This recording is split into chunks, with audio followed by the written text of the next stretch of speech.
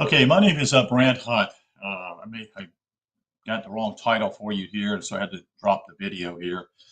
Simply reading a book by Gerald Massey, Ancient Egypt, the Light of the World, Part 3. I've done a couple parts already, and this is a massive work, that is, and that's why it's Part 3. I'm still in what I would call Chapter 1. And so I wanted again to read this information to you. I feel like it's pertinent, and that is, and very few people know anything about this nature. So let me just set this sort of an agenda in some ways to help you to understand what's going on. The Egyptians, that is, they were far ahead of anything that we've ever encountered as a civilization. It didn't last forever for them either. They eventually, you know, completely fell apart, so to speak, in the last, basically after the 17th dynasty. The early part of their history is amazing. The what we call the early Egyptians, because they were actually in touch with God, and they understood that, and they built temples to reveal that. And Renee Stroller, the Levetts, has done books, the Temple of the Man and the Temple in Man, two massive books. He's also written other books. Also, a Frenchman who lived on the border, France and Germany, who could speak, I think, French and could write in German, as well as I recollect. So he's vice versa. So what I'm, this is almost like on the city area, what we call Strasbourg long ago, which is still on the border, and I think it's now in France, but one time it was in Germany too, and I don't know if that's where he's from. But anyway, the point simply is he was right on the border, and so he knew both languages, French and German. Him and his wife back in the 1930s and 40s chose to go at the temple at Luxor, that is in Egypt. And basically, both him and his wife spent 15 years there researching. Most of your guys out here who are getting all the attention, seriously, folks, are shysters. Okay, let's just be straightforward. There's they are they're not people who I would trust, because they haven't done any studying. They have done some study. I'm not saying they haven't, but they don't understand the seriousness of what the Egyptians once did. And there's no credit going to this guy Rene whatsoever. He's dead and gone now. But his wife also wrote books. A question I asked Phil Langdon when we had an interview with him a couple of months ago. Well, did Rene himself actually ascend? No, he did not. He had a lot of knowledge, brilliant, brilliant guy. And anything he's written is beyond, you know, what most people would even research. His wife also wrote, um, I'm guessing 5 or 6 books herself. She was very well educated, so you can see that both actually uh, were in congruency with each other. That is, they were smart. They were both smart, both male and female. Uh, but and Renee does a enormous work on basically the temple at Luxor, and also she does a work also at another particular temple, and I want to say it's Herbet or something of that nature. Herbert, and I'm just getting off mine, so if I'm wrong, but it starts with an H. And there were other temples they went to, but this one at Luxor is key. A gentleman has also done a video that I've actually posted on my Facebook page and my um, to share that basically this particular temple was built in a way that actually would create harmonics, not harmonics, but would create what we call basically bring you to peace within your own self. Okay, so what I mean by that? Well, I mean simply is that, and this is true of what Phil Langdon says at Angkor Wat, and him visiting Cambodia. And basically, Phil went there not expecting anything. In fact, he was just going there just to sightsee. And then he had an event that took place with him, what we call he calls it ascension or enlightenment. And it was two keys. This is what people forget. This is where the other group, the Kundalini group, doesn't seem to understand. There's not one key. There's two keys. The Catholics actually revealed that to you in their two keys that are crossed. If you see their insignia, they're sharing that somewhat vital truth and symbology. They're revealing that one is a gold key and one is a silver key.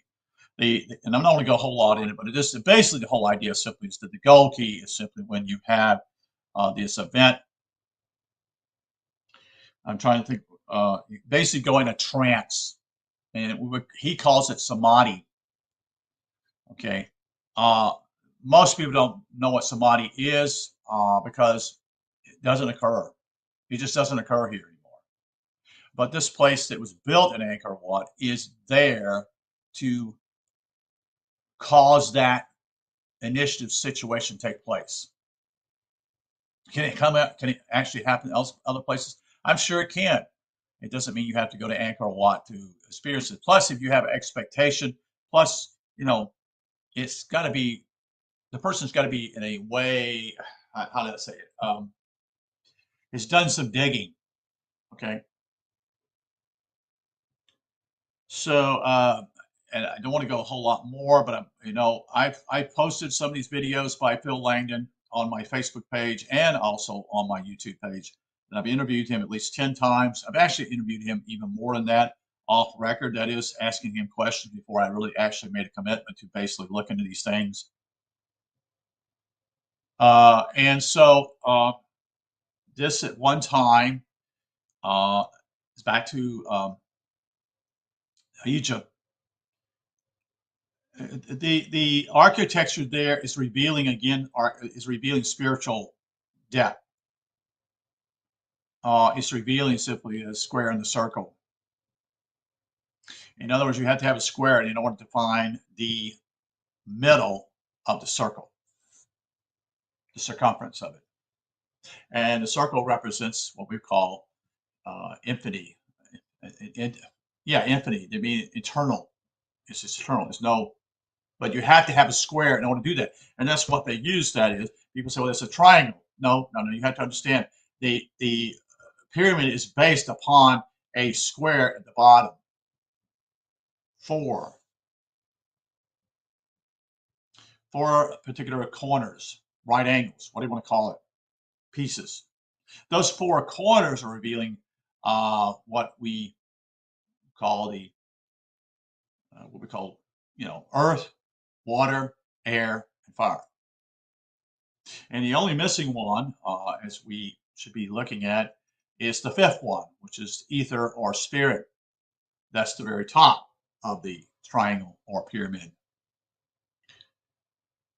And it is so vast, this information is simply is I could talk to you for a long time and basically to explain some of these things, because in reality most people have no idea and most people are not even there. They're not, and I'm not saying I'm any better than anybody else. That's not the point here. That's not even the decision. It's just simply I've come in contact with Phil Langdon and I've simply fell in love. What I would call simply is the guy. He's a good man. He's a good man, very good man. You have many people out here, what I call shysters, are basically charging people to buy books, buy stuff, buy T-shirts, and all that bullshit. Okay, and I'm very upfront about it. Okay, you may not like what I say, but I'm very direct about what I feel, what I see, and people will spend money, and I've done that myself. And he suggested people like Gerald Massey, who I've never heard of anything about Gerald Massey.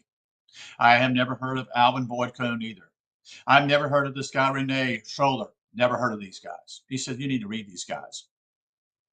Okay. Was that part of it? Or is that basically putting pieces here to actually connect it? Well, he had the event. Okay. He had the ascension take place in his life. Seriously. Seriously. I don't know anybody else in this world has done that, folks. Do you? It sure isn't the group of people in Tibet anymore. Because that guy is, I'm trying to think his name, but anyway, he's another shyster. He's a false teacher directly. Anyone that's popular, folks, is a fucking red flag. I'll be very direct with you about this. Anyone who makes money off of this is not telling you the truth. Okay? They're not. Because their hearts are not right. You see, they're in it for the money. There are many who quote unquote do astrological readings and stuff like that. What do you think they're reading you? Are they telling the truth? Some may be telling the truth, but they do it for the money. They don't do it for free. They don't do it out of the goodness of their heart. Okay. So, they can tell you anything. Can you find one who tells you the truth, who actually can do that? Well, there's possibilities, yes, but you have to pay for it, you see. But that's not the perspective of what I'm seeing from Phil Langdon. That's not his perspective, because it shouldn't be. Truth should never be for sale. Truth should never be for sale, folks. And anyone that's telling you that is bullshitting you, because their hearts are not right at all. They're just another, as Don Henley says, they're selling T-shirts to you. That's what they're doing. Their ego is all involved in, basically, they think they know something. They know a piece of something here. Yeah, they may know a little piece here, but they don't know the whole Angelano at all. They don't. They really don't. Anyway, I just want to get that out very clearly here, because I find it simply is people, this is their attitude. There's a couple attitudes I see here. Well, the only way you're going to find out simply is that you've got to go to someone who's a guru or something of that nature. You got to pay them money, such and such. Where do we get the idea that we have to pay someone to tell us the truth? Where do we get the idea of that? See, that's a false premise. You see, this is the whole idea. This whole idea, such as, or what I call simply these guys writing books and making money off of it, and actually go around and have, quote unquote, oh yeah, they meet at such and such place, and they have thousands of people come there to pay $100 a piece or whatever. Those are shysters, people. Those are fucking shysters. They're lying to you. But you don't understand that. You see, you think you know, but you don't know. And I'm direct. Many things that, that's who I am. That's my personality. I don't like bullshit. I don't like liars, you see. And it's more critical when you talk about spiritual things, because people mislead you. And you're talking about eternity here, folks. You're talking about, basically, do you reincarnate again or not? That's what you're talking about. Have I had that experience? No, I have not. So, I'm just direct.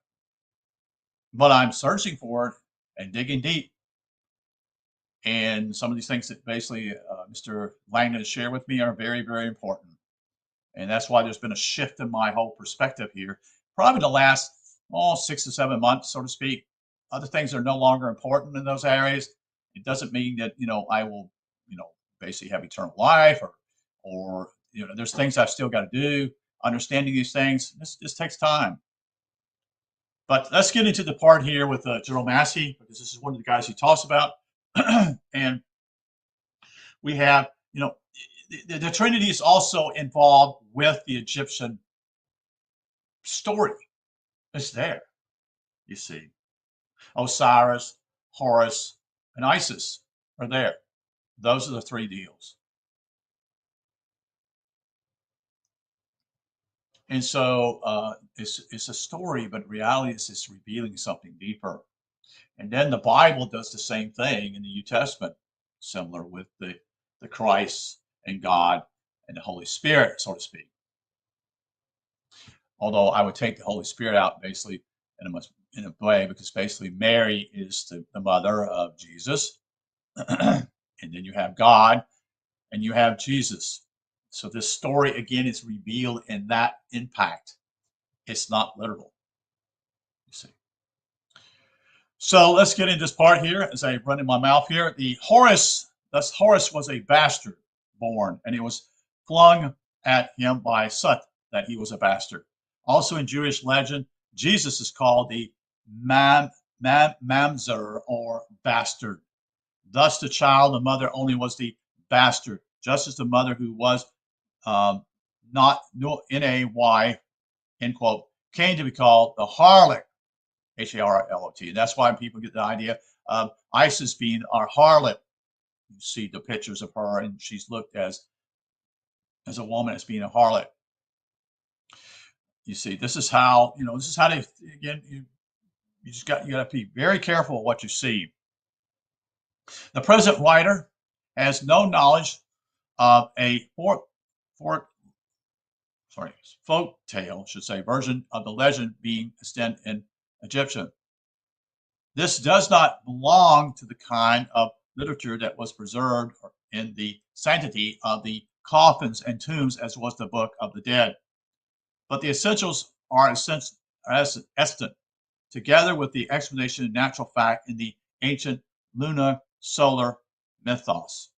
Horus the bastard was the child of light that was born of Isis in the moon, when the moon was the mother of the child. And the father's source of light was unidentified. But sooner or later, there was a secret knowledge on the subject. For instance, in the story told by Plutarch, which is a Greek, I think he's from Greek.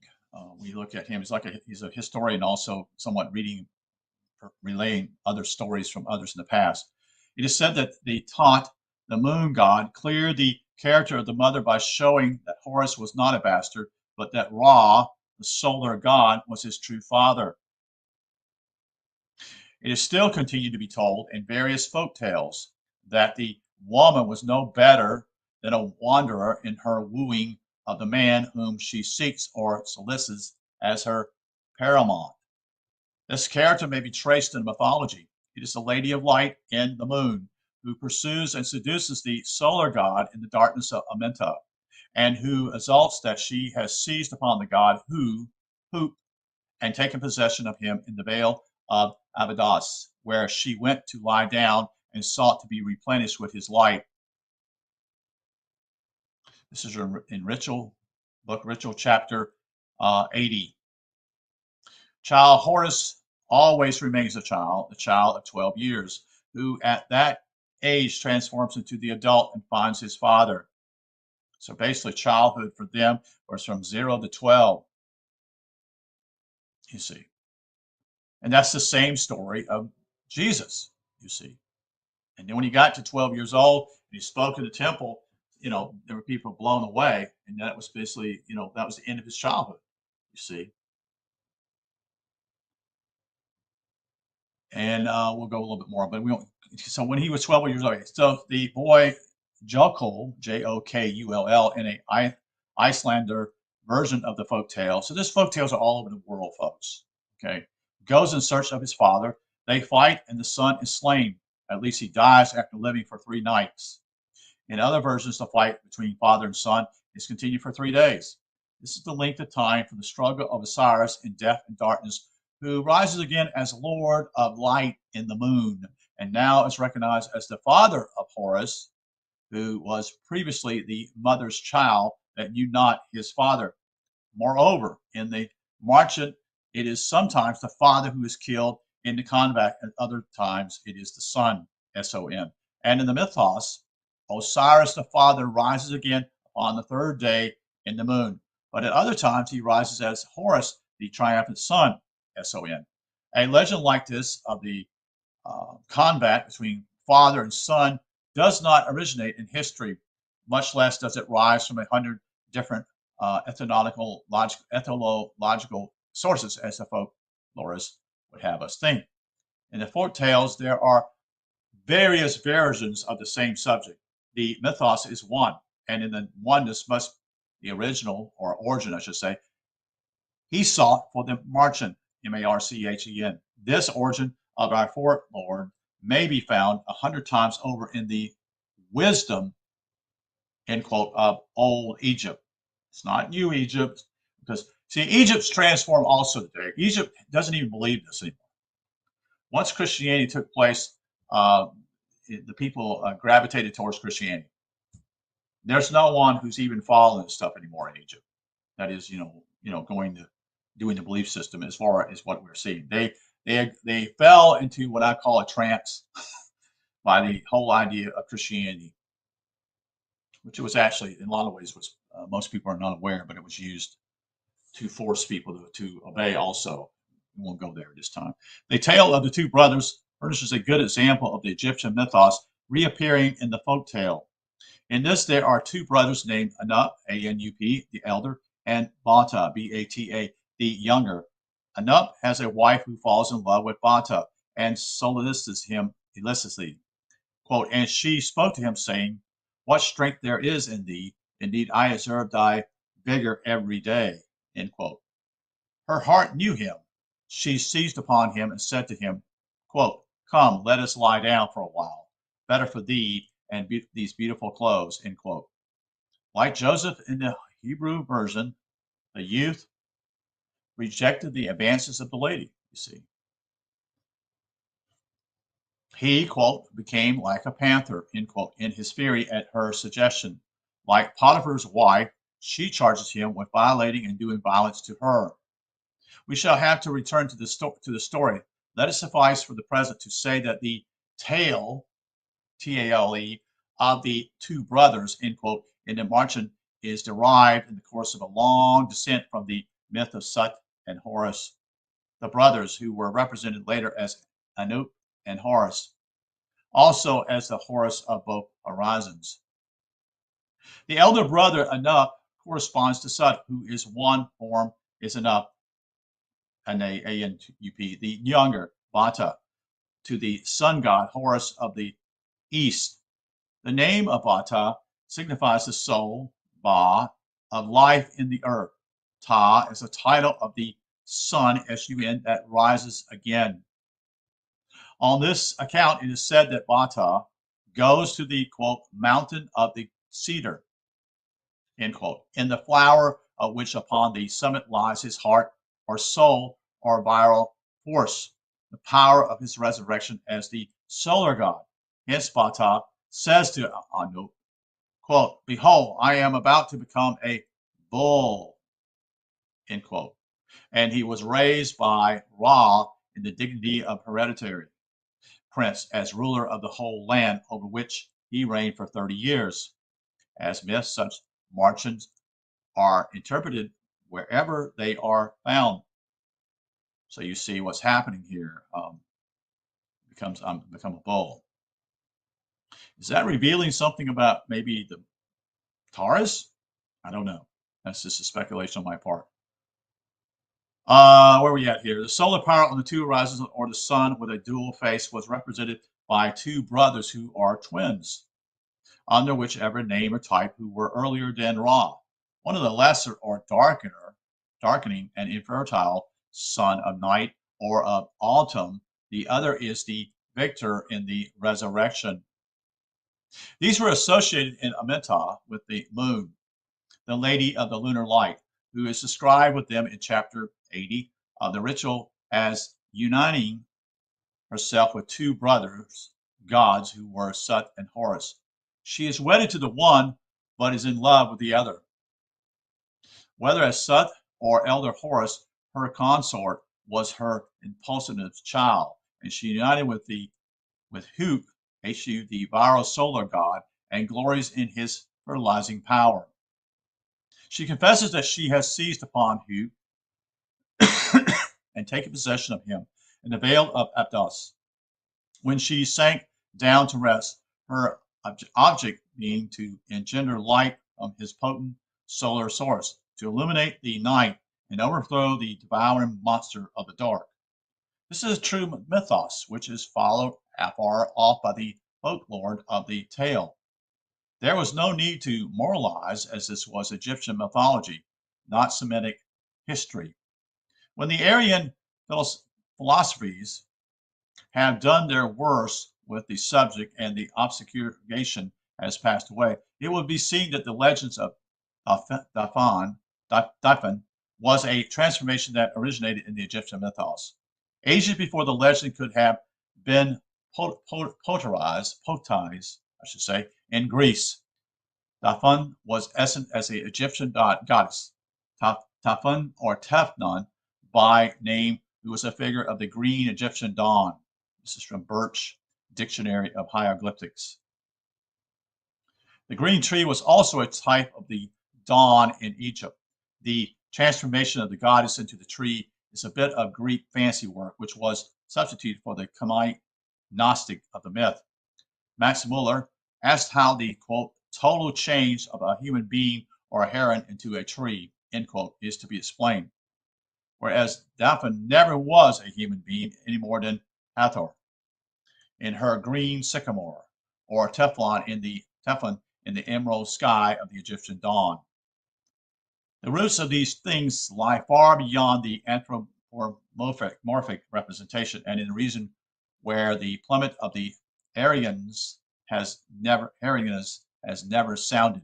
As the Egyptians apprehended, the foremost characteristics of the dawn was its denied moisture and refreshing coolness, not in consuming fire.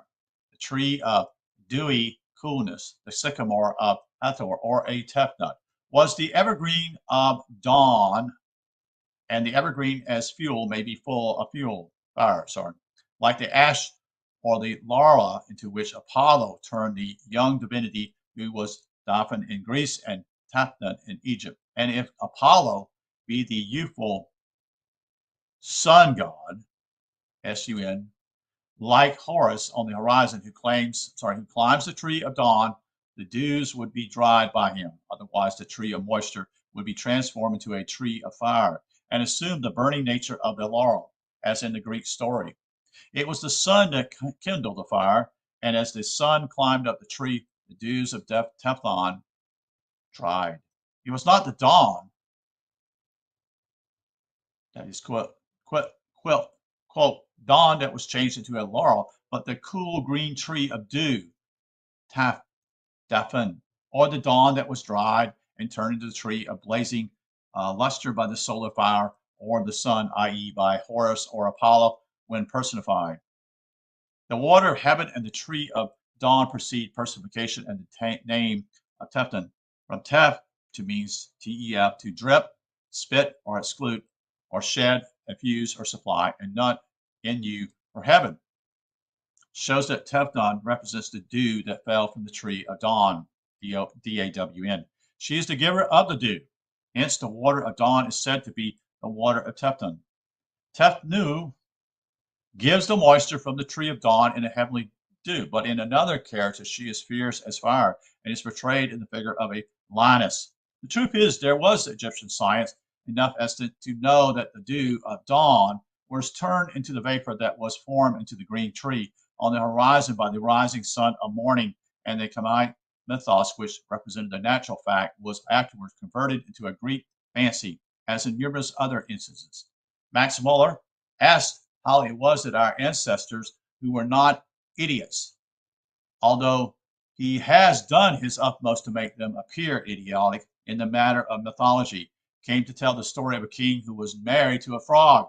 His explanation is that it arose, as usual, from a misapplication of names. See how people get things wrong. The frog was a name given to the sun, and the name of the frog was Beth-Ha, or Beth-Hit. Was afterwards confused with or mistaken for the name of a maiden whom the king might have married.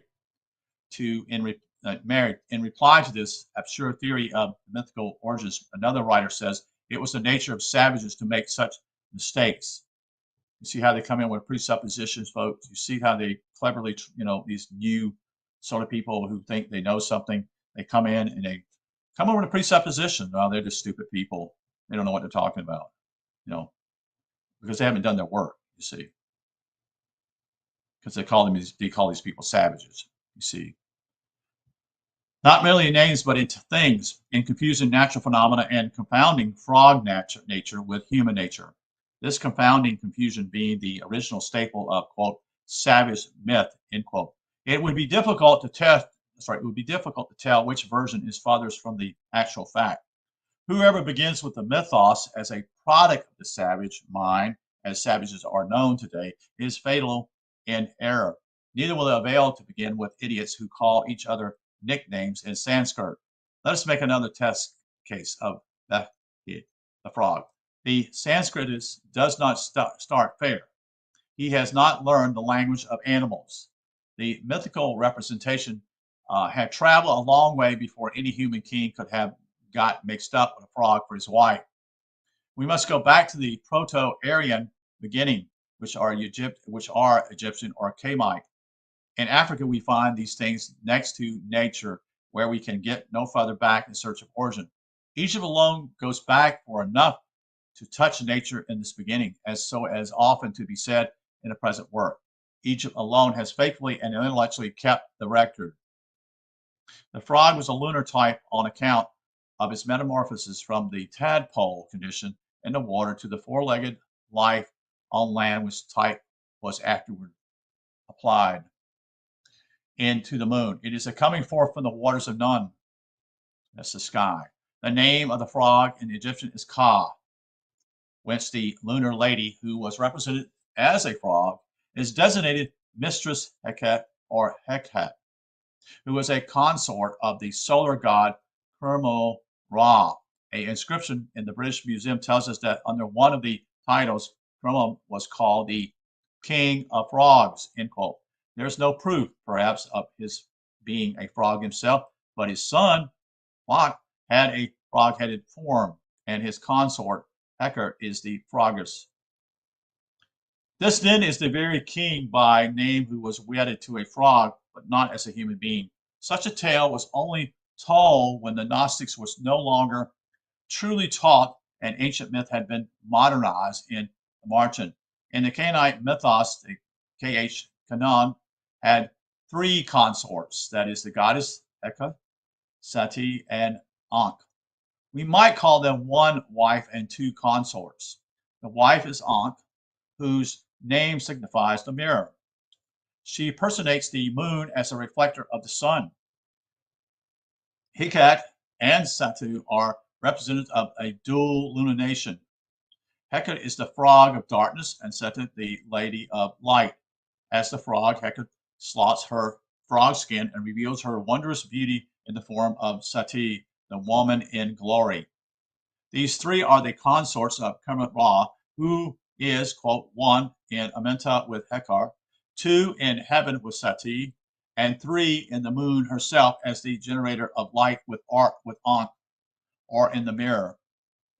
Kermit Ra is the natural sun, and Hekak, his consort, is a representative of the moon that transforms in the lower hemisphere as the tadpole transforms and emerges from the water in the form of a frog. Kermit, that is the god of the natural sun, S-U-N, as is king of frogs in Amenta, the hidden underworld, and it's there that Heker is his consort as the frogess. In the upper heavens, she is the lovely goddess with the arrows of light that was shot from the lunar bow, with which her name of Sateo, that is Coptic Sate, S-A-T-E, is hieroglyphical written. And every time she re-enters the water of the netherworld, she transforms into a frog according to the mythical mode of representing the moon in Amenta. Thus, we can identify the, quote, sun frog, end quote, of the Aryan Marchan in the frog-headed solar, quote, god, plot, or in Kermit, quote, the king of frogs, end quote, both of whom were solar deities. We can also identify the frog maiden in, quote, Mistress Heka, end quote, or Heket, the goddess with a frog head, who is one of Kermit's consorts, the Cinderella, quote, so to say, of the three sisters who are Aunt, Sati, and Heka, the three goddesses of the myth, who survive as the well-known three sisters of Marchan. Remember, three is important in here also, folks. The sun frog, that is, quote, the sun frog, quote, then was Kermit, quote, the king of frogs, as the sun in the night of the underworld, who was wedded to Hekar, the lunar frog in the mythos, which supplies the matter for the Marchan. It is only in this netherworld, or neither world, we say, that sun and moon can ever meet, and that but once a month, when the Lady of Light transforms into the frog, or Hekar, which frog retransforms into Sati, the Lady of Light, when she emerges from the abyss. The king was not to be seen by his mistress without the royal garments on, and they were laid aside when the sun god entered the nether world. Sorry, the nether. If the lady dared to look upon her lover in the night, she would find him in the shape of the beast, as in the quote, Beauty and the Beast, end quote, which was prohibited. And if a lover looked upon the maiden under certain conditions, she would transfigure into a frog or other amphibious creature and permanently retain that shape, as the story was told when the myth was moralized in the Marchen, the exact antithesis of the frog that transformed into a beautiful princess. The transformation of Bekhai, and possibly or certainly of Fyron, the frog whose sumptuous beauty was victoriously unveiled when she was derobed before her vanished judges. In the different phases of the mythos, the young sun god might have been met by night as a crocodile, or a beetle, a frog, or an eel, or a bear. The bear was also a zoo type of Horus. In one of his battles with Sut, he fought in the form of a bear. It was a law of primitive tapu that the bride or wife was not to be seen by the lover or husband in a state of being nude. In the story of Melusa, the bride is not to be looked on when she is naked. She tells her lover that she will only abide with him so long as he observes this custom of a woman or women. This also was the law in the mythical land of Nas, N-A-Z, and one man who did look on his wife unveiled was transformed into a monster. Now the veil of the bride is one with that of the virgin Isis, which originates in the loin cloth or leaf belt that was demanded by the quote, custom of women, end quote, when the female first became puberty. In Egypt, the dog-headed ape, Ana, A-A-N-I, was a zootype of the moon in her period of eclipse and change, as explained by poor Apollo. The Mistronian 8 was a representative of the slouting moon, that is, of the veiled bride, female who was on no account to be looked on as in her nudity. The sun and moon could not meet below, except when the goddess or mistress did vanish from the light of mortals in the world above. The lunar lady, in her poor and lonely state, goes underground or enters the waters to make her transformation, and is invisible during 3 nights. Interesting. And days, which corresponds to the 3 days festival at which Cinderella lost her slipper, the last relic of the magical skin, and won the heart of the fairy prince. The meeting of the sun and moon in Amenta was monthly, once every 28 days. Interesting, isn't it? And it was reckoned in the calendar, which for mystical reasons counted 13 new moons to the year. And it is these mystical reasons which alone can penetrate to the natural origins of tapu concerning the custom of women.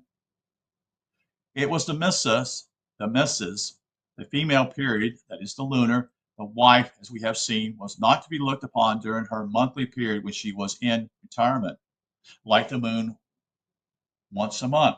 It was on the 6th day of the new moon that Osiris re-entered the orb and paid his first visit to the Lady of Light. The Australian deity that is Punjab is said to have a wife whose face he never looks upon. This is from Smith, S-M-Y-T-H, Volume 1, page 423. But that representation was first made. Amenta was not known as the monthly meeting place for moon and sun by night.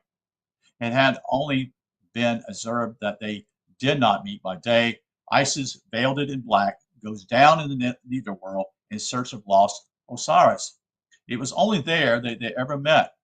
He as the bull of eternity, she as the cow, a later type than the frog of Hecate. This drama of the primitive mysteries, this mythical mode of representing natural fact, is at times more appealing in its touching simplicity than anything to be found among the best things that have been said in literature. The custom of women, which was to be religiously respected, being identified, it is easy to see that this led to other customs of taboo, which were founded and practiced in modes of memorizing the law intended to be taught and fulfilled. The mystical bride who was not to be seen naked was personated by the wife who wore the bridal veil, or the wife whose face was never to be seen by her husband until she had bore him a child, or who is only to be visited under cover of the night. For like the sun and the moon, they dwelled in separate huts and only meet occasionally and then by stealth, according to the according to the restrictions of taboo. Hence, marriages were made on condition that the woman was not to be seen naked by her husband. When Ivan has burned the frog skin of the beautiful Helen in the Russian tale to prevent her from turning into a frog again, she bids him farewell and says to him, quote, "Seek me in the 27th earth in the 30th kingdom," end quote. That's from Story 23. We have here a reference to the 27 nights of lunar light, the 3 nights of the moon out of sight, together with the transformation and re-arising on the 3rd day. But the annual conjunction of sun and moon at the vernal equinox is indicated in the Vedic versions when Urvasi promises to meet her husband on the last night of the year for the purpose of giving birth to the child, which was born monthly of the moon and annually in the solar lunar rendering of the mythos. Urvasa says to Pararavas, quote, "Come to me the last night of the year, and thou shalt be with me for one night, and a son, Saon, will be born to thee," end quote. The Egyptians have preserved for us the means of interpreting the typology of the early sign language, the primitive the primitive consciousness or knowledge which has lapsed or gotten confused in inter-Africa or Australia or India or Greece, lived on and left its record in their system of signs. If the African savage does attribute the earliest marriage as laws to a crow, he is but saying the same thing as Hor Apollo, who tells us that when the Egyptians denote marriage, they deplete 2 capped crows because the bird cohabitates in the human fashion, and their laws of intercourse are strictly monogamic.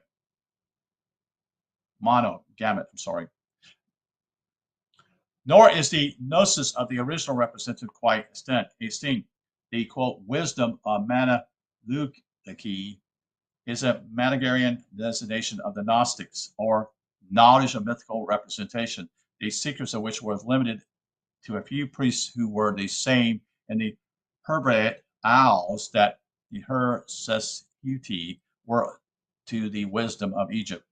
A race so degraded or undeveloped as the Bushmen have their hidden wisdom, their magic, you see, with an esoteric interpretation of their dramatic dances and pantomimes, by which they more or less preserve and perpetuate the mystical meaning of their religious mysteries.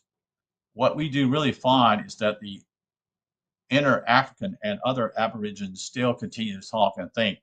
Their thought is the same figures of speech that are made visibly by art. Such as is yet extent among the Bushmen that the Egyptians also presented the primitive consciousness together with the clue to this most ancient knowledge, which is symbolic methods of communication, and that they converted the living types into the latter lithograms and hieroglyphics. Animals that talk in the folk tales of the Bushmen or the Indians or the Martians of Europe are still the living originals, which became pictographic and ideographic in the zootype of Egypt, where they represent divinities, i.e., nature powers at first and deities afterwards, then the ideographs, and finally the phonetics of the Egyptian alphabet. No race of men ever yet imagined that the animals talked in human language as they make to do in the popular Martian.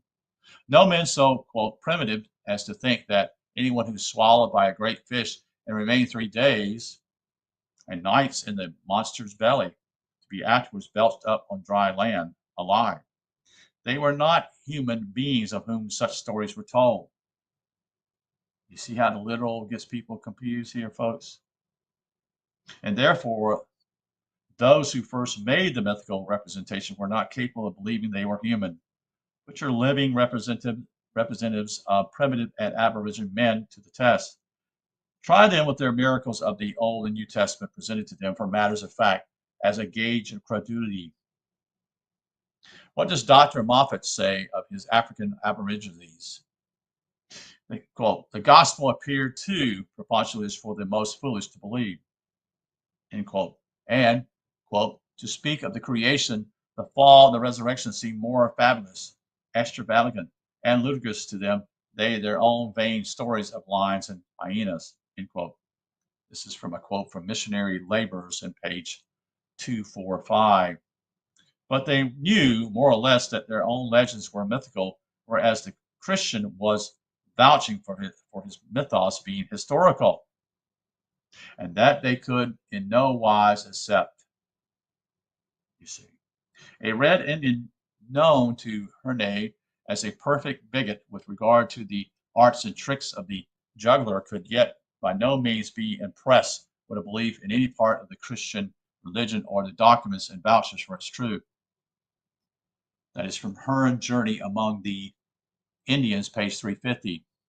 When Robert Drury told the Malgasy for the first time how God created man and made a woman from one of his ribs while he was asleep, they said, well, it was a plain untruth, and that it was a shame to tell such lies with a serious countenance, end quote.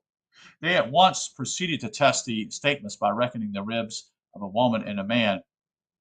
Quote, they said that to talk of what was done before man was made was silly, and that what I had said of God's talking with men and telling them such things had no proof, and the things I pretended to know and talk of were all old women's stories. When I mentioned the resurrection of the body, they told me, quote, it must be a lie, and to talk to them of burning in fire after this life was an abominable lie, end quote. This is from Madagascar, Robert Drury's journal during 15 years captivity on that island, and a further description of Madagascar by Abbot Alexis Rochon, edited with an introduction and notes by Captain Pasfield Oliver, R.A. The Aboriginals do not mistake the fact of nature as we have mistaken the primitive method of representing them. It is we, not they, who are the most deluded victims of false belief. Christian capacity for believing the impossible in nature is unparalleled in any time past among any race of men. Christian readers denounce the primitive realities of the mythical representation as pearlite indeed, and yet their own realities alleged to be eternal. From the fall of Adam to the redemption by means of a crucified Jew, are like or nothing more than the shadows of these primitive sympathies of an earlier time. It will yet be seen that the culmination of credulity, the meanest immaculation of mental manhood, the densest obscuration of the inward light of nature, the completest imbecility of shut-eye belief. The nearest approach to a total and eternal eclipse of common sense has been attained beyond all change of competition by the victims of the Christian creeds. The genesis of delusional superstitions is late, not early. It is not the direct work of nature itself. Nature was not the mother who began her work of development by nursing her child in all sorts of illusions concerning things in general. She did not place her hands upon his eyes and bid him to interpret the world subjectively. Primitive man was not a metaphysicist. And that's what free is, simply is a metaphysical perspective. It's saying something only for those who can understand that. That's why three is such important, even in Bible, the Trinity, all these things that do with three is immensely to do with that. But a man of common sense, and it limited as a limited, he clung hard and fast to the rock of reality as the sole ground he had to go upon. Realities without and around were too pressing for the sense to allow him to play the fool with delusional idealities.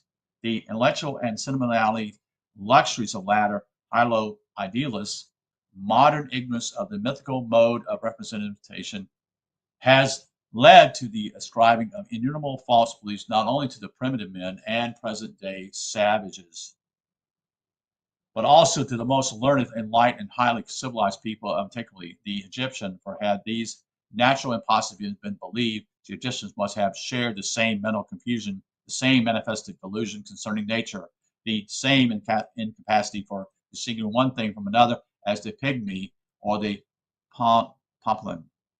It has been asserted that there was little or no prayer in the lower forms of religion, but this would have to be determined by sign language rather than by words.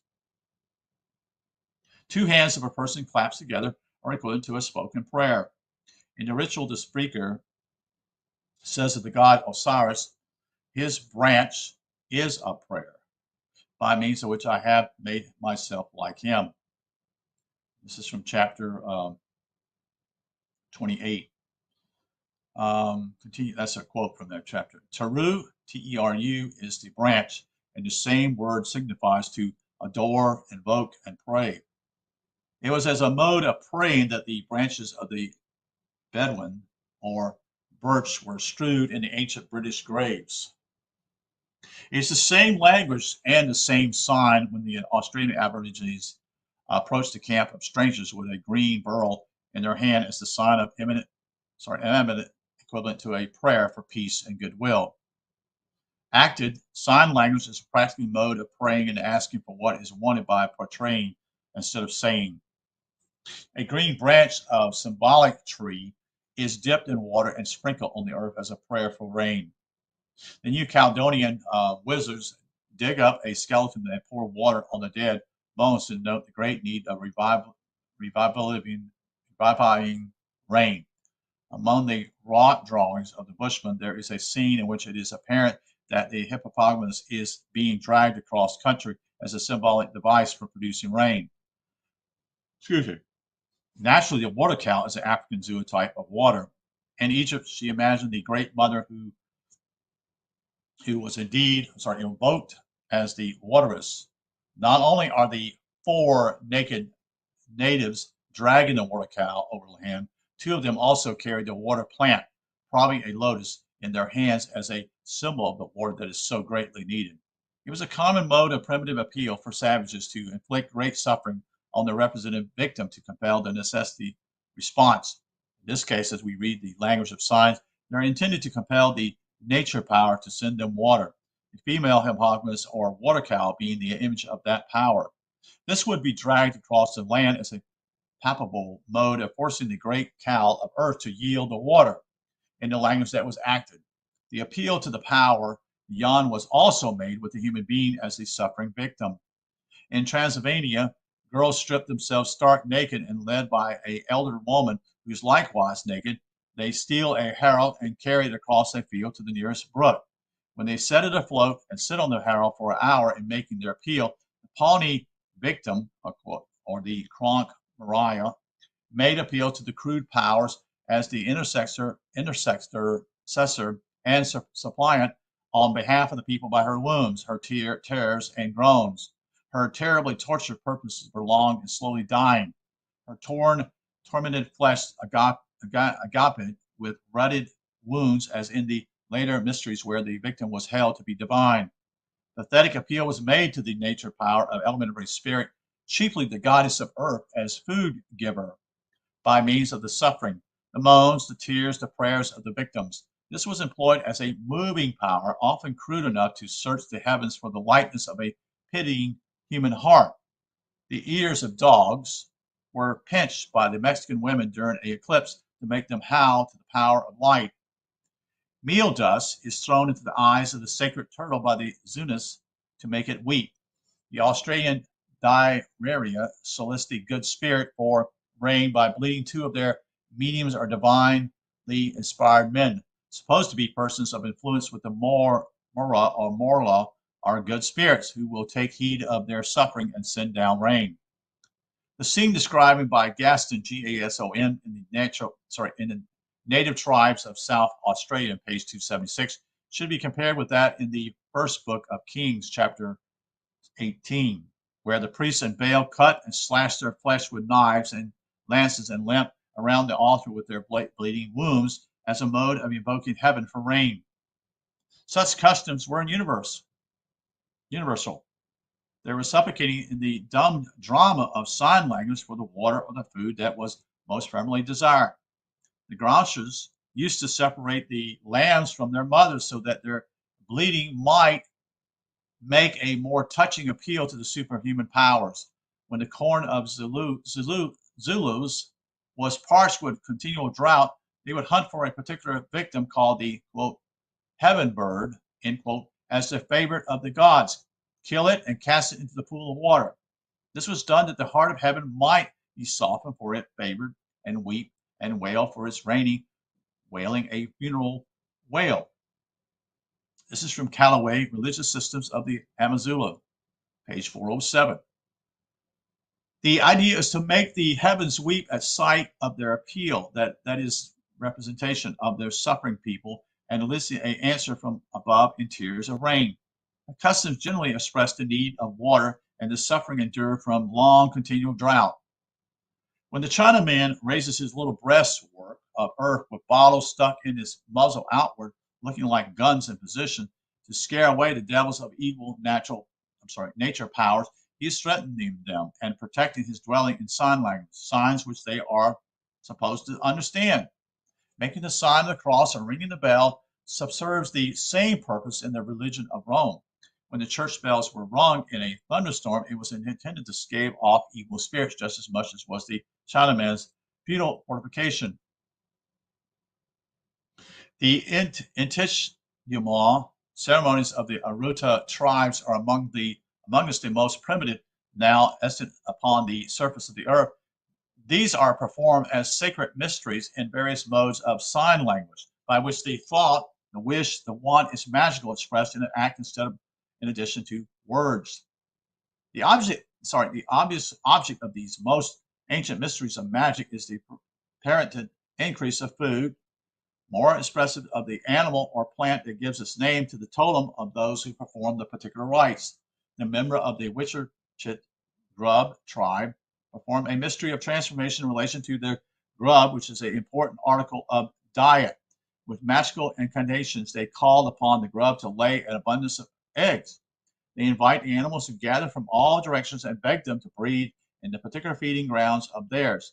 The men encase themselves in the structure intended to represent the chrysalias from which the grub emerges in rebirth, and out of this they crawl. In trying to interpret the dumb drama of these totem mysteries, we have to learn what is thought and meant to be expressly chiefly by what is done.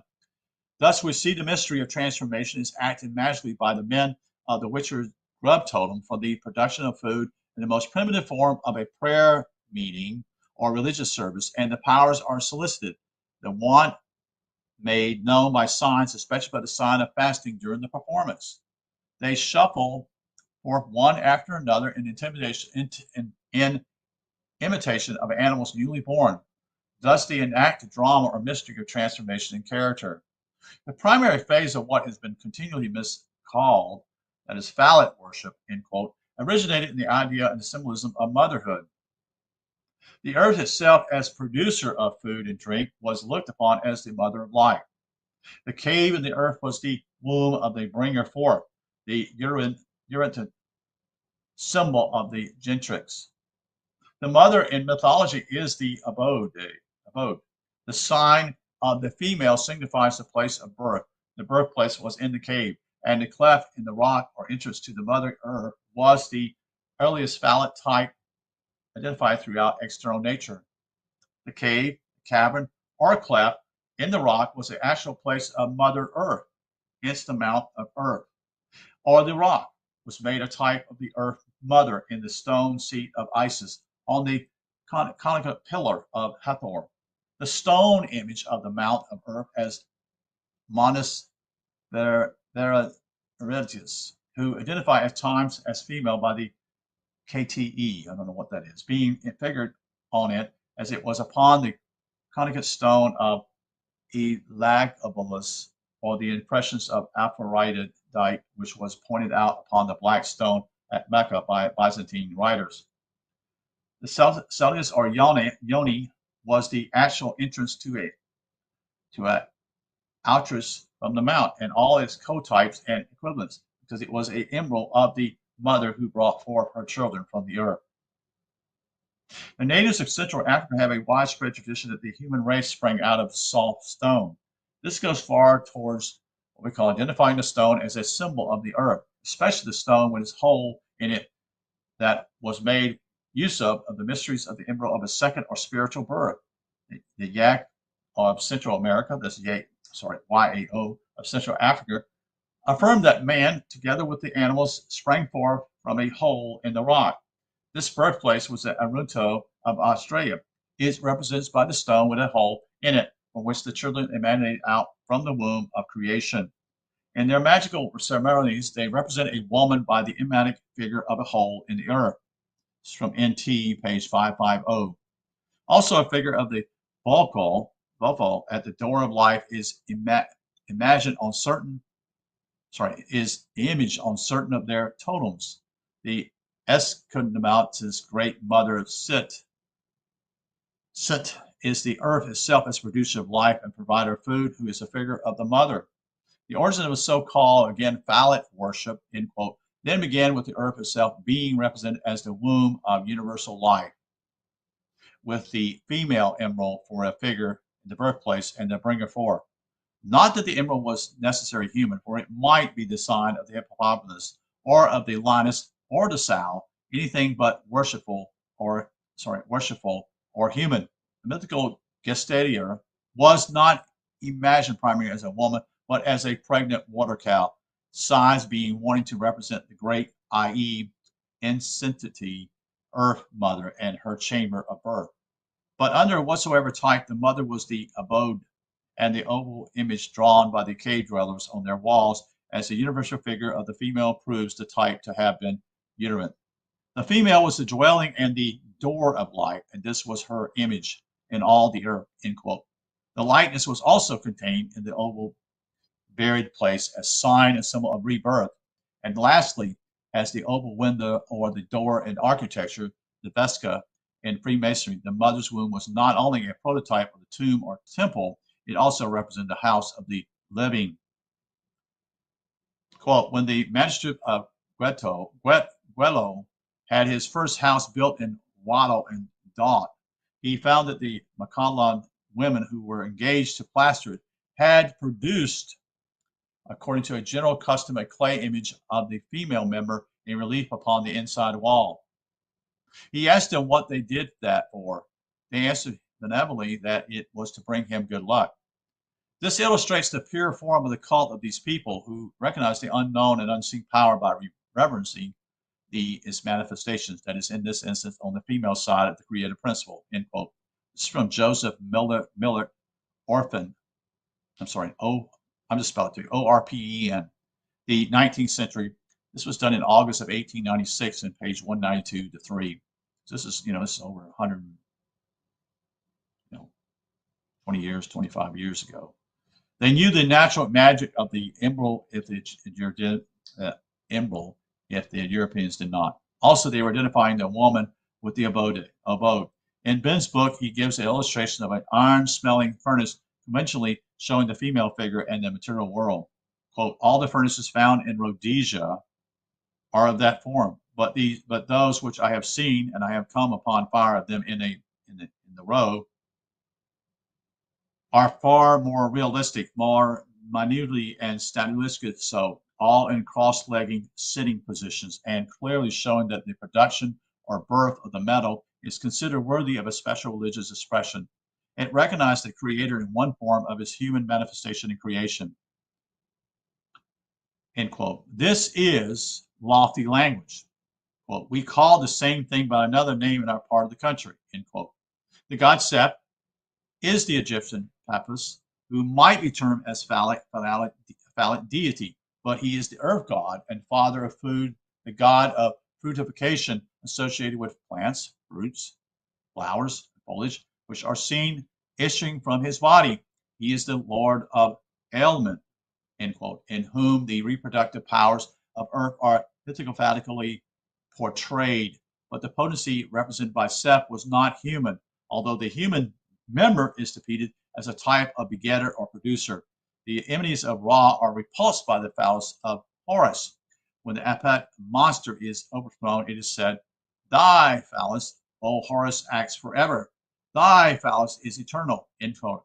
This is from Ritual, chapter 49, just like page 8, where Heracles employs his club against the Hydra.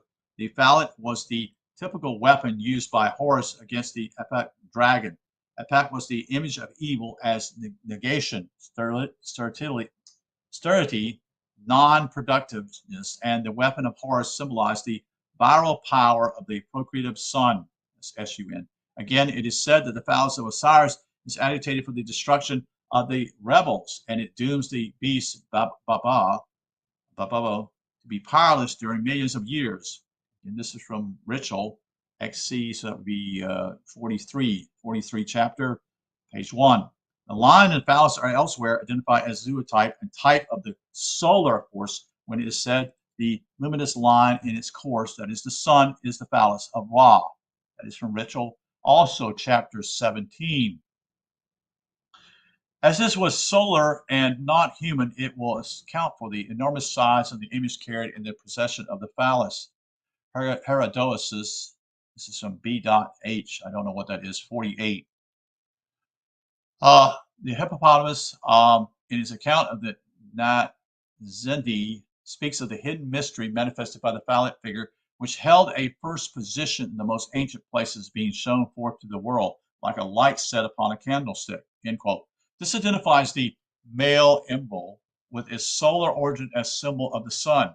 It is sometimes, or it is something to know that when the long sperm candles are set up in the religious mysteries today, the rituals are not doing this to the praise and glory of the human member, but are making use of a type which has been continued in the darkest Christian ignorance of pre-Christian origins.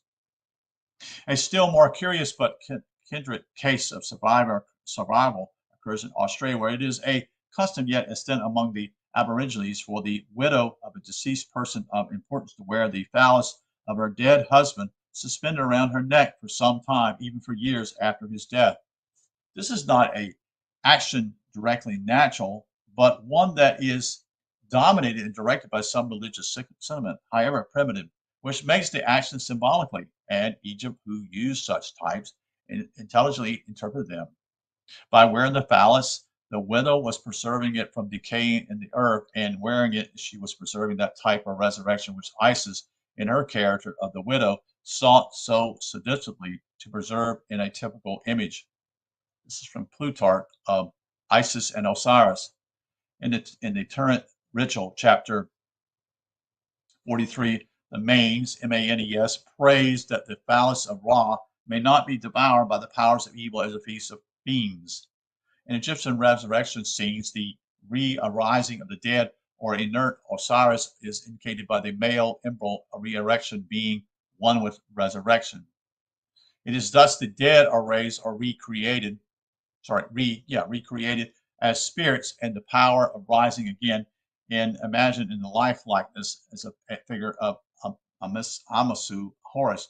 Thus interpreted, few things could be more pathetic than the poor widow devotion to her dead husband in wearing the embryo as a token in his future resurrection.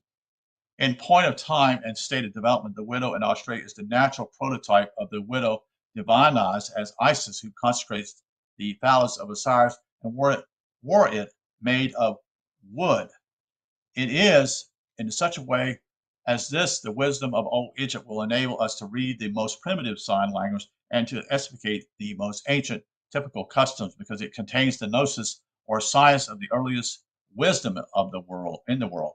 Quote, the language of animals, end quote, is obviously inter-African. It is employed especially by the Bushmen and Hottentots, just as obviously was it continued by the dwellers in the valley of the Nile. Beyond the hieroglyphics are the living types, many of which were continued as Egyptian, and these have the same significance in Egypt that they had in Inner Africa, and still say the same thing in the language of words that they say in pseudotypes. It appears as if many links that we thought broken past mending in the long chain of human evolution were preserved in Egypt.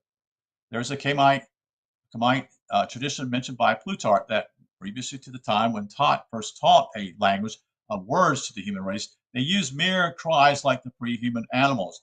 We know that Homo imitated the cries of the zootypes because he continued to do so in totem mysteries. We know that the ape was one of the most prominent zootypes. Now the god Tot, who is here called the creator of speech and whose name is Tahuti, is derived from Tahu, a word for speech and to tell, is portrayed in the form of the calf ape. The calf ape is the clicking of the Sinocephalosaurus, and it is recognized as the clicker who precedes the speaker, the animal form from which the latter language came. Whence the calf-headed Ta Anu is the figure of the god who taught mankind their speech and made the hieroglyphics, which ultimately led to letters. This type of language, speech, the word, the mouth, the tongue, carries us back to the prelingual clickers and establishes a link betwixt them and the clicking ape in tracing the origins and line of descent for human speech. The Sinocephalosaurus then represents a pre-human source of speech and is personified in Ta-Ani and in the divine speaker. We may look upon the clicking ape as one of the animals whose sounds were repeated by his successor, man. The Egyptian record testifies to his preeminence. Possibly the ape as typical talker, sayer, or divine word may account for the tradition currently among the Negroes in West Africa, also Madagascar, that the apes once talked and could do so, yet, but they concealed their faculty of speech for fear they should be made to work. The ass was also honored like the ape of Ta-Ani as the saluter of the gods or nature powers. It was a great past master of pre-human sounds as the pre-human utterer of the vowels in their earliest forms, that is, natural genesis. The Egyptians called the ass by the name of Ik, Aiu, and Ak, three forms of one primary diaphon in which the seven vowel sounds originate. It signifies to come and go, which might aptly describe the ass mode of producing the voice. Aiu or Igu with the A prolific shows the process of accreditation or agglutination, which led to the word IIU, IAO, and IOA. IAHU become extended to the seven vowels, finally representing in the fully drawn out name of Jehovah, which was written with the seven vowels by the Gnostics. Didn't know that neither, folks. The English attributed the dual sound of hee-haw to the donkey, and it would emit the aspirate of EO. Is near enough to as a variant and the equivalent of IU, AU, and AAIO. It's the same, the name given to itself by the ass, which was referred by in language by the Egyptians. The animal with its loud voice and long continued braiding was an unparalleled prototype of the praiser and glorifier of the gods or natural powers. He uttered his vowel sounds as the bottom and top of the octave, which had only to be filled in for the ass to become one of the authors of the musical scale. Such were two of the sayers in the language of animals, as zootypes, epitaphs of ideas, as likenesses of nature power, as words, syllables, and letters, and what they said is to be read in the Ptolemism, astronomy, and mythology, in the primitive symbolism of the Aborigines, and in the mystical type and symbols now are ignorantly claimed to be Christian. It is by doing the simplest justice to these our predecessors in the ascending scale of life and evolution to show something of the role they once played in the help they have rendered to nascent non-articulate man and supplying the primary means of imaging the superhuman forces surrounding him and lending him their own mask of personality or totem, used before he has acquired one of his own and in giving shape and sound and external likeness to his earliest thought, and so assisting him on his upward way with the very means by which he parted company from them. Whosoever studies this record by the light that shineth from within will surely grow more humanly tender towards the natural zootypes and strive henceforth to protect them from the curse of cruelty.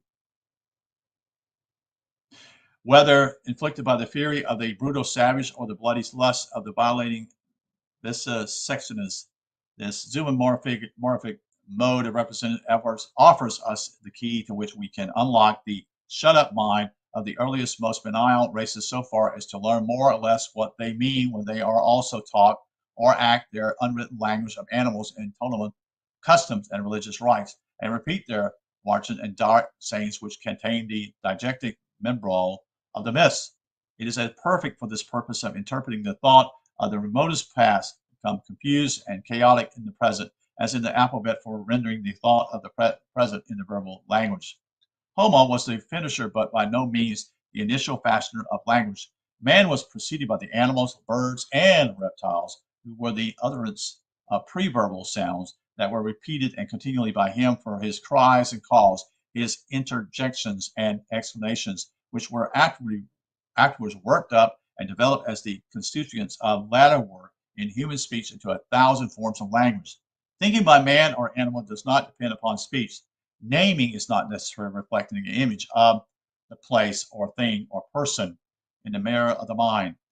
Thought is primarily a mental mode of representing things, you see. Without this true image of things, there is no trustworthy process of thought. Doubtlessly, many blank forms may be filled in with a word as a substitute for thinking, but words are not the image of things, nor can they be the equivalent of the mental representation which we call thinking. It is the metaphysical, who thinks or thinks he thinks in words alone, not the poet, the dramatist, or natural man. The Argus eye pheasant did not think in words but in images and colors when she pointed certain spots upon the feather of her young protege. Thought is possible without words to the animal. Thought was possible without words to inarticulate man and the mere clickers.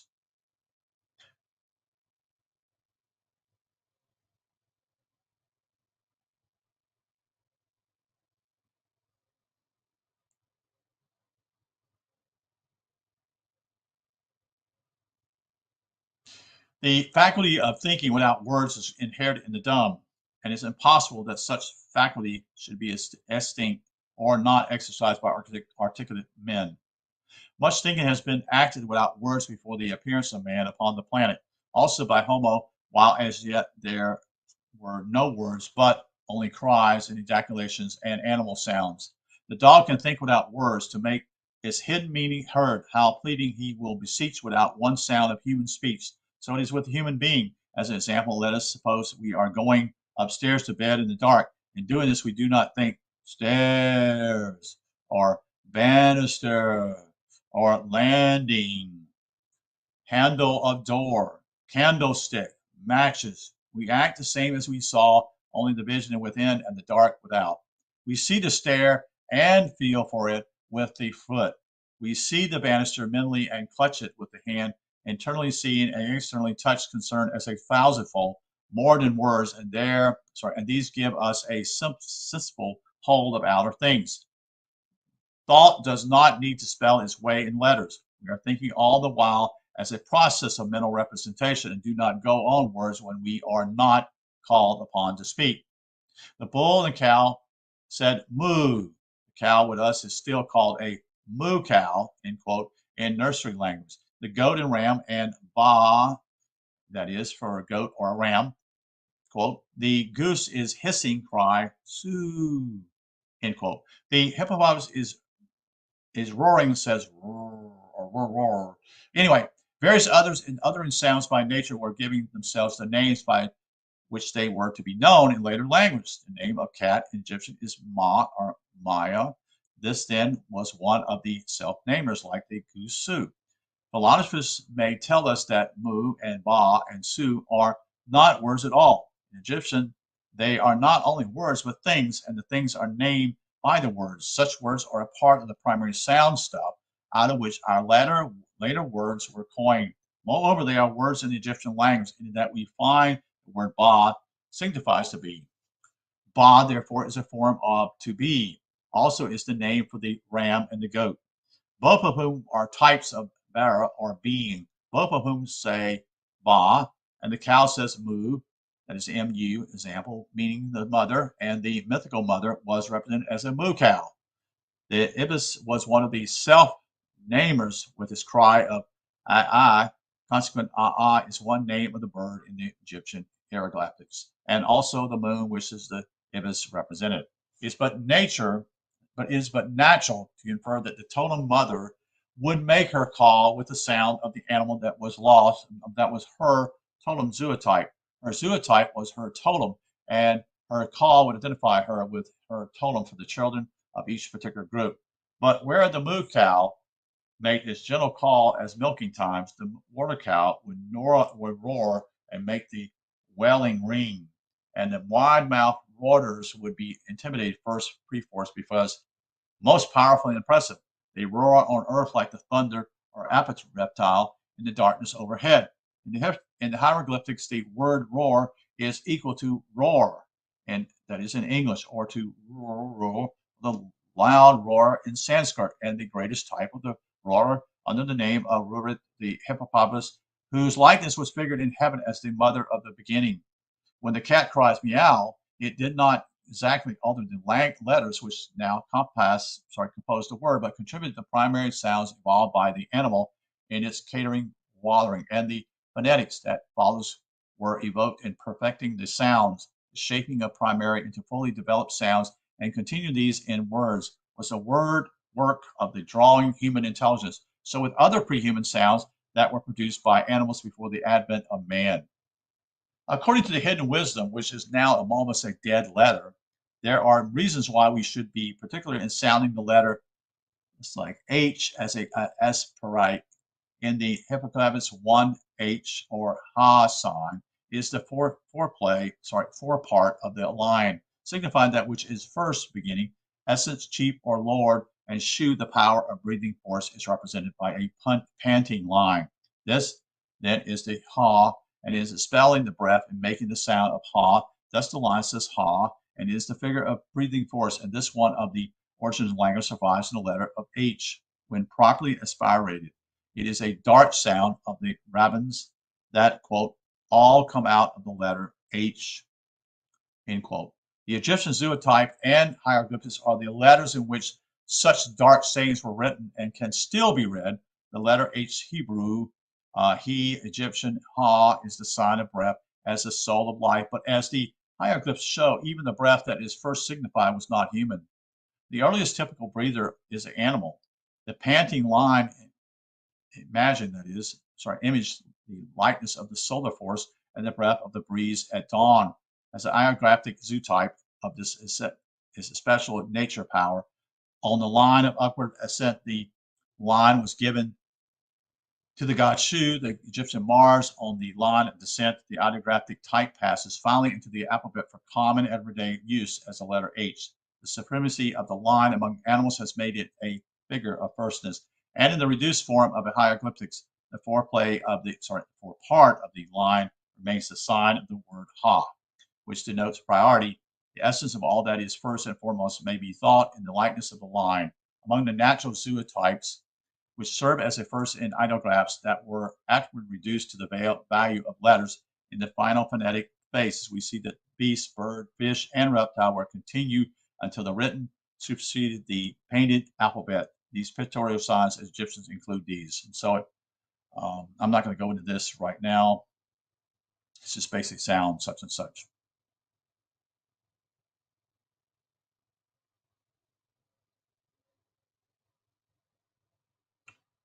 So the zootypes serve to show the only ground on which a divine origin could have been ascribed to language on accounts of the pre-human and superhuman signs. Some of these are representative of powers and nature that were divine laws. The other, the sounds by which they were self-named, and thus the language of animals might become the language of the gods. The zootype of Ap the roarer was the hippopotamus, and Ap ombolus was the living word, end quote. The zootypes of Ta as god of speech and writing was the clicking eight. A zootype of the non-Tura sun or Atum Ra was the ass. The goose that said Su was a zootype of Seth, the god of earth. Ka is the Egyptian name for the frog. This was obviously self-conferred by the call of the animal, and the frog was made a zootype of power, divine laws, and plot, the god of transformation and evolution. It is obvious that Homo is making his gesture either continue or imitate sounds that were already extant in the animal world, such as the clicks of the Cyclocephalus and other sounds which can be identified with their zootypes. The animal that uttered these sounds before man had come into being. We know that monkeys have an uncontrollable horror of snakes, and no doubt primitive man had a similar feeling. Now, suppose the primitive man is a different difficulty wish to warn his fellows of the presence of a snake and has no words to convey the warning with. What will we do? What could he do but make use of the eminent faculties which he possessed in common with the ape? He would try to utter some signal of warning as an imminent matter. The sound would have to be self-defining, i.e., a snake sound for a snake. It usually says that snakes hiss, but the Africans represented them as puffing and blowing rather than hissing, as we have it expressed in the name of puff adder. When the snake swelled and distended itself, reared up and puffed, it made the sound which constitutes its own audible sound, and the human being would naturally repeat that sound as a note of warning to anyone in danger. The apes will do so much, for they will swell and puff and thrust out the mouth, expel their breath, and spit at the sight of the snake. This representing sound turned into the note of warning would in time be accompanied by a gesture that portrayed the eye, some visible likeness to the things signified by the sound. To do this, the mimic would swell and puff out his cheeks, and puffing out his breath, he would thus become the living likeness of the puff adder, both to eye and ear. The man would represent the audible image and visible likeness of the snake, and such a representation would belong to the very genesis of gesture language and natural hieroglyphics. Further, we have the means of proving that such was the process in the beginning. The puff adder, a radisher or horn snake, remains the Egyptian hieroglyphic sign for the phonetics figure of letter F. The syllable FU, which was a digraph, fluff, or puff adder. The swelling, puffing, buffing snake is self-named and self-defined in the first of ideographic stage.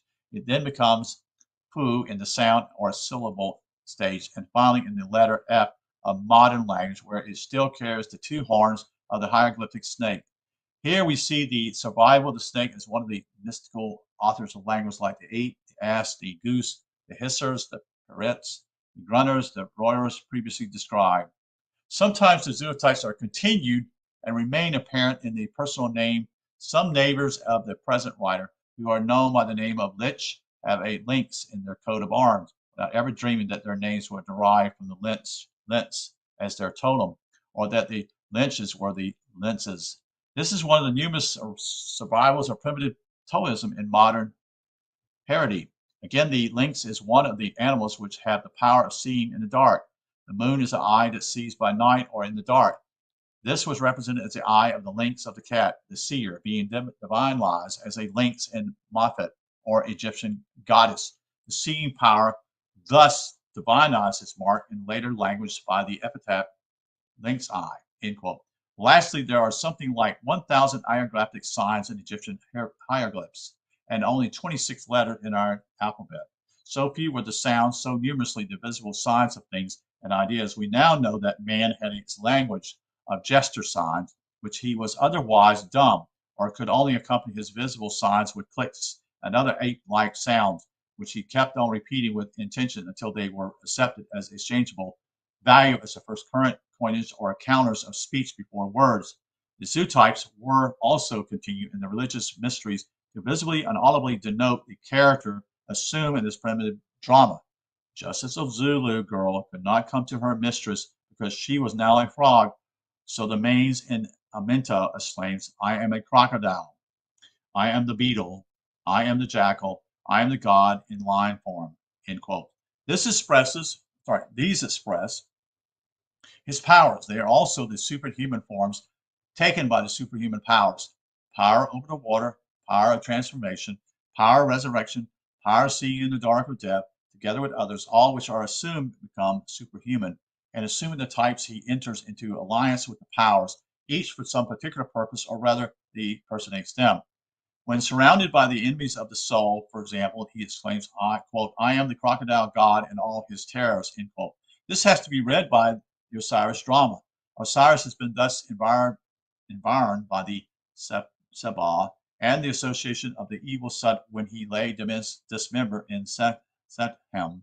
But he rose again as Horus. In this case, the crocodile type of terror was employed, and down went the adversaries before the Almighty Lord, thus imagined as a sign language.